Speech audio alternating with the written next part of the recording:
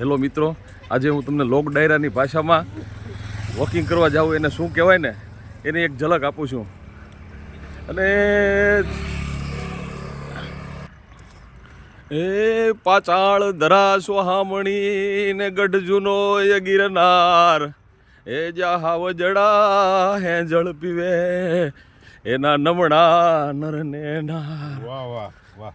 મિત્રો, એમ કહેવાય છે કે આ દુનિયાની માલિપા એક ભારત નામનો દેશ આવેલો છે અને એ ભારત દેશમાં બાપલિયા એક ગુજરાત નામનું નાનકડું એવું રાજ્ય આવેલું છે ને એ ગુજરાતની મધ્ય ભાવનગરની ધરા એટલે સુવર્ણની ધરા.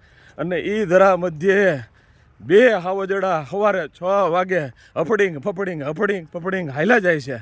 એક હાવજ બીજા હાવજને પૂછે છે કે એલા આપણે કઈ બાજુ જઈએ છીએ? તા બીજા હાવજે પડકારો કરતાં કીધું છે કે આપણે સવારના 6 વાગ્યામાં હાલવા જઈએ છીએ. કે હાલવું એટલે શું? બીજા એવો પ્રશ્ન પૂછ્યો બીજા હાવજે કે હાલવું એટલે શું?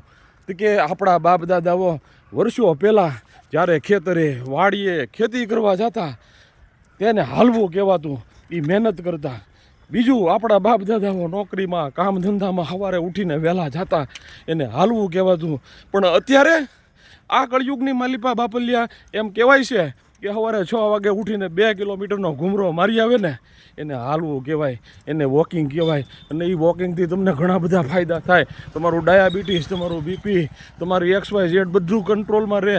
અને એવા સરસ એના ફાયદા છે કે વાત ન પૂછો. પણ એના માટે બાપલિયા સવારે વહેલા 6 વાગે ગોદડામાંથી બહાર નીકળવું પડે હો. એ શિયાળાની કડકડતી ઠંડી હોય અને એમાં હાયલા જતા હોય અંધારામાં બે હાવજ. એટલે હું પૂછો વાત. જય માતાજી બાપલિયા.